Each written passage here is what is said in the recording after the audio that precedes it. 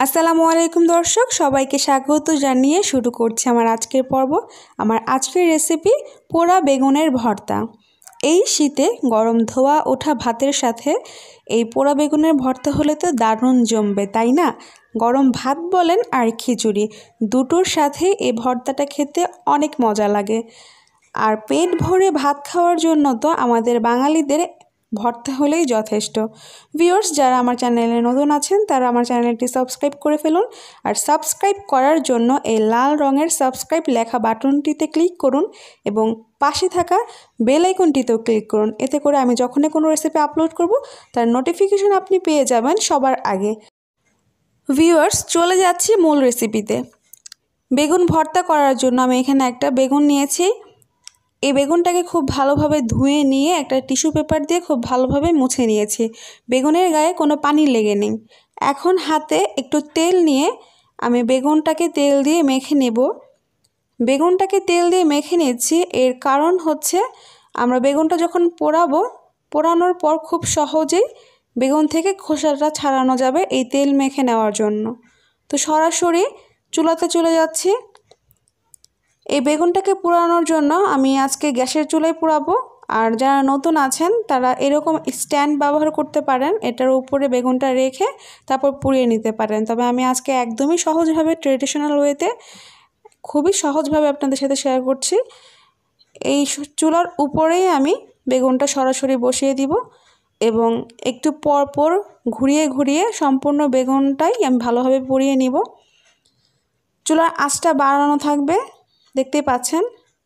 একটু পরপরই বেগুনটাকে ঘুরিয়ে ঘুরিয়ে দিতে হবে এবং চার সাইডটা খুব ভালোভাবে পুড়িয়ে নিতে হবে যেন বেগুনের ভিতরটা খুব ভালোভাবে সিদ্ধ হয়ে যায়। চার সাইড পোড়ানো হয়ে গেলে আমি এটাকে উপর করে দিব যেন ভিতর থেকেও খুব ভালোভাবে সিদ্ধ হয়ে যায়।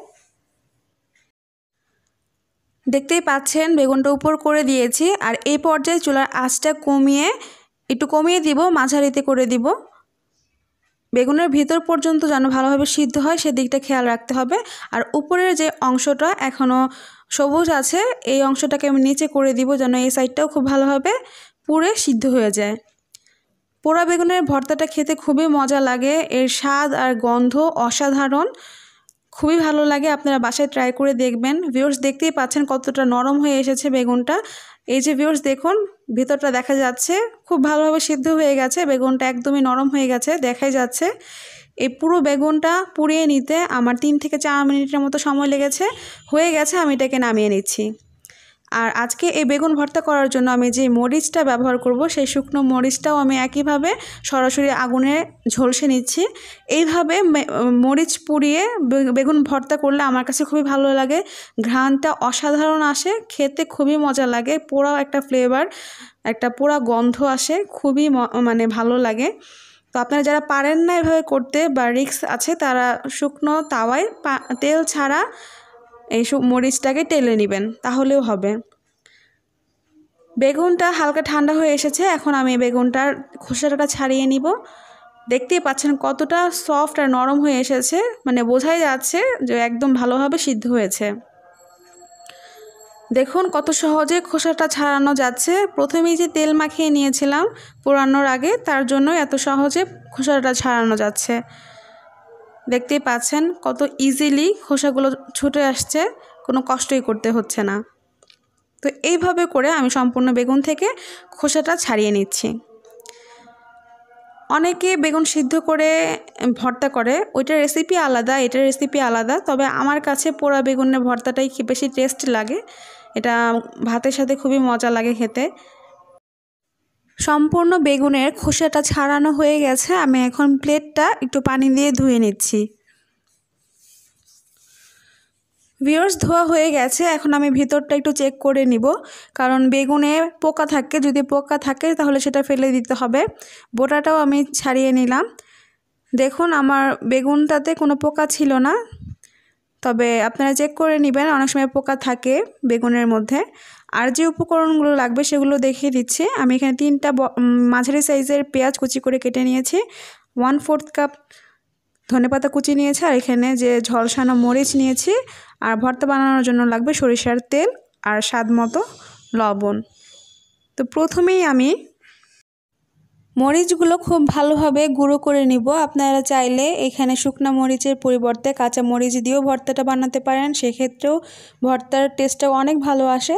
তবে শুকনো মরিচ দিয়ে তৈরি করলে অবশ্যই এইভাবে ঝলসে নেবেন বা তেল ছাড়া শুকনো তাওয়ায় টেলে নেবেন। তেল দিয়ে মরিচটা ভেজে নেবেন না, এতে করে এটা টেস্ট একটু অন্যরকম হয়ে যায়, ভর্তা খেতে একটু অন্যরকম লাগে। এখন এই মরিচের গুঁড়ার সাথে পেঁয়াজ কুচি, ধনেপাতা কুচি, স্বাদ মতো লবণ আর 1 টেবিল চামচ সরিষার তেল দিয়ে ভালোভাবে মেখে নিচ্ছি। তবে অনেক বেশি কষলে মাখাবেন না, এতে করে ধনেপাতা আর পেঁয়াজটা একদম নেতিয়ে যাবে।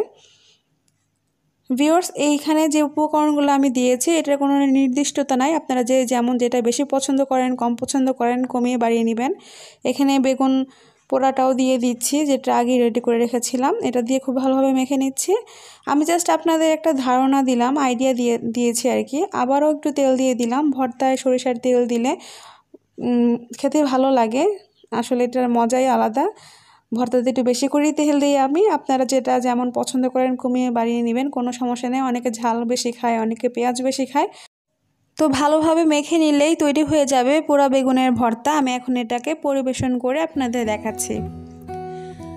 তৈরি হয়ে গেল মজাদার পোড়া বেগুনের ভর্তা। এই শীতে গরম ভাতের সাথে অনেক ভালো লাগবে। আপনারা সবাই বেগুন ভর্তা বানাতে পারেন আমি জানি, তারপরেও আমি আজকে শেয়ার করলাম আমার রেসিপিটা, আমি যেভাবে বাসায় তৈরি করি। এক একজন এক এক রকম করে। আশা করছি আমার আজকের রেসিপি আপনাদের ভালো লেগেছে।